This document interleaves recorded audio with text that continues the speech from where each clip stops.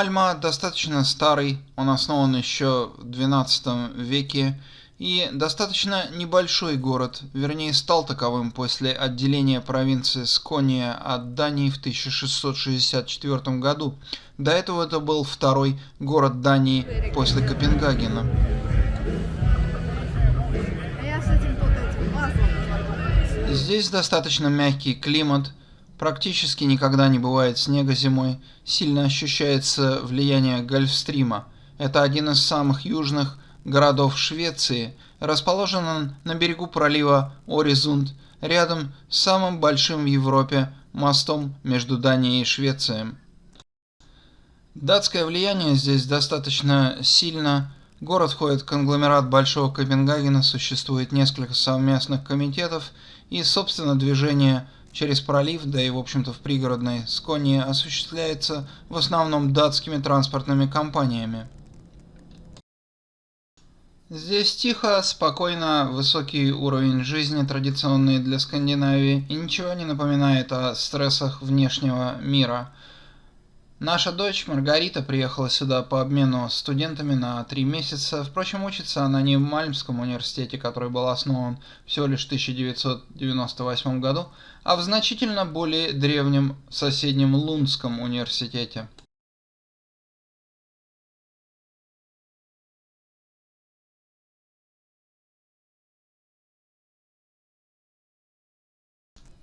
Памятники города Мальма достаточно забавны. На центральных площадях сооружены традиционные для шведских городов конные статуи коронованных особ, Густавов Адольфов и Карлов Густавов с разными номерами. Они же мирно соседствуют с подобными оптимистическими скульптурами, которые были сооружены здесь во время последнего экономического кризиса, как символ надежды на улучшение времен. Застройка города достаточно разнообразна. Здесь много современных кварталов, но есть и старые величественные здания. Так, например, пышное здание городской ратуши, построено в конце XVI века. Примерно к этому же периоду относится и расположенное на небольшом островке здание крепости Мальмехюс, в которой нынче располагается музей. Есть также несколько весьма красивых фонтанов, например, как вот этот, расположенный на бывшей рыночной площади напротив ратуши.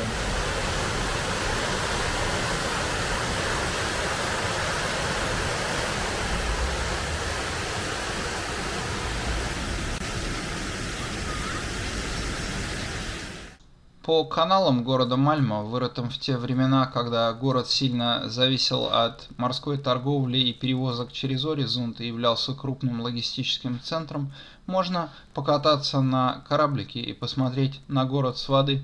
В том числе кораблик заплывает и в бывший порт, в котором была сосредоточена морская торговля между Данией и Швецией до постройки Орезундского моста. Теперь здесь находится всего 3 старых заржавленных судна, используемых в качестве плавучих ресторанов. Движение с открытием моста сошло на нет.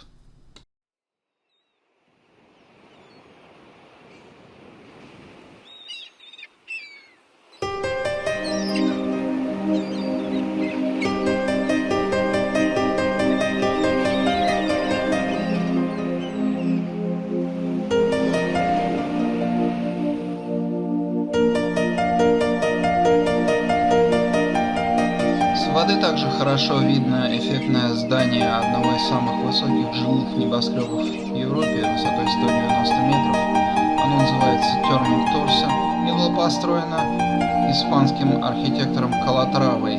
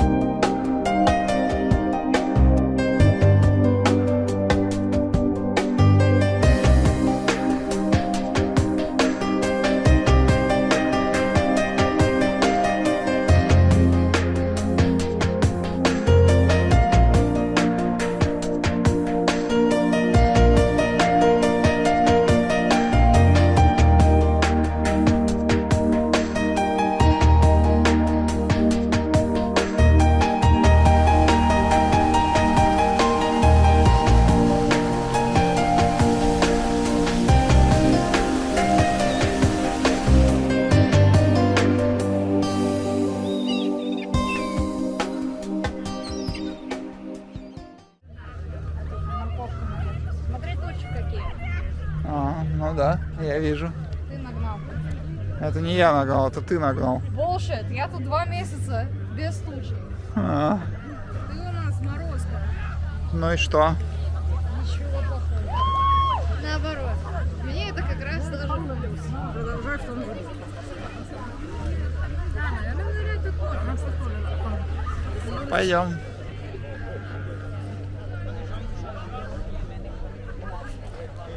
You just let them do it. Видишь, что тоже можно купаться. Да, Хороший boardwalk, no? хороший. Пройдя мимо крепости Мальмехюс, я направляюсь в Кунгспаркен, где меня немало озадачивает страннейшая скульптура. Золотая гусыня, сидящая на спине медведя в окружении выскакивающего из-под земли стада оленей. Я перечитал весь европейский эпос и, в общем-то, достаточно сведущ в фольклоре, но мне не приходит в голову, какое предание или миф изображает данная скульптурная группа. Самым интересным в этой истории оказывается, что это ультрасовременная статуя фигуры богини Дианы, поставленная здесь вместо классической статуи Дианы в садах. Золотая шея гусыни изображает косу Дианы, а сама она представляет собой ультрасовременную символическую фигуру, составленную из животных. Диана была богиней охоты. Ранним воскресным утром мы отправляемся в соседний город Хельсинборг, также расположенный на берегах пролива Орезунд, для того, чтобы переправиться в Данию и посетить крепость Кронборг. В начале нашего путешествия мы совершаем прогулку по городу. Далее на небольшом шумном пароме, который в общем представляет собой плавучий бар, некоторые шведы плавают здесь взад-вперед целый день, поскольку пиво в Дании дешевле и цены на алкоголь ниже, мы отправляемся в Данию, чтобы посетить крепость Кронборг. Об этом будет отдельный рассказ. И чем они были знамениты? Идем. Ага. Гуляем с Хельсинбург. Да. Это памятник шведскому дипломату Раулю Валенбергу, спасшему тысячи еврейских жизней во время нацизма. Он был похищен в СССР после войны и сгинул в застенках НКВД.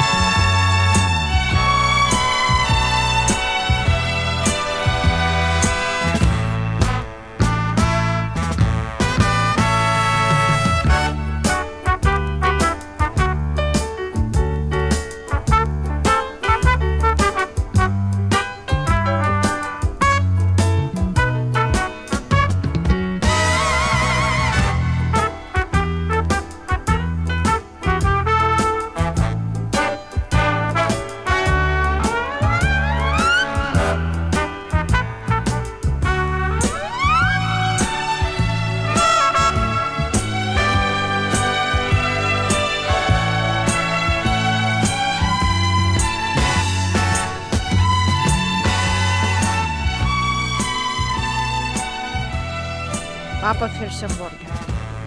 У нас опять начинается дождь, потому что к нам приехал папа. Which means rain automatically. И у нас iconic кофе из Пресбирана. Маргарита туда приезжала. И Эрик Померанский, да, они там первый раз узнали в этой башне.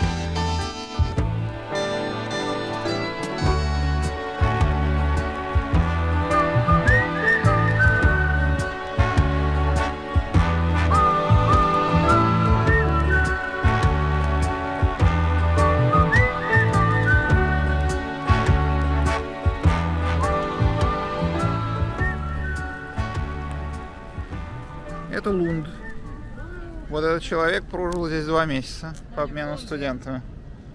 Не прожил, хорошо, проработал 2 месяца. Это более точно. Аккуратно. Точно. Здесь нормальный университет же. Да, нормально, но все равно экзамены надо же сдавать. Но у них шкала другая, у них просто passed, failed, or passed with high distinction. That's it. Круто. Процентов нет. Так и надо. Согласна. Прогулкой по Лундскому университету, здания которого являются одним из символов города, они действительно очень красивы, мы завершаем наш короткий визит в Лунд.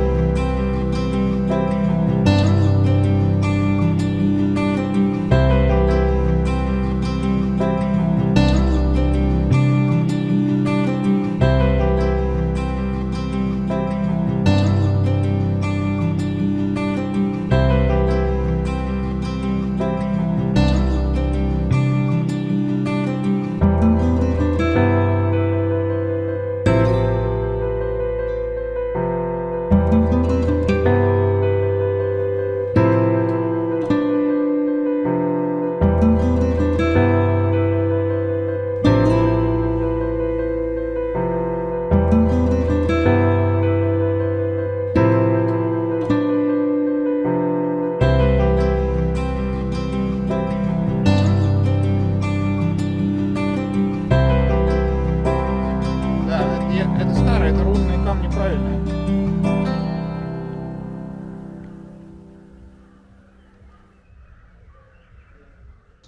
Мое шведское приключение закончено, и я перебираюсь в другие страны: Германию, Данию, Португалию.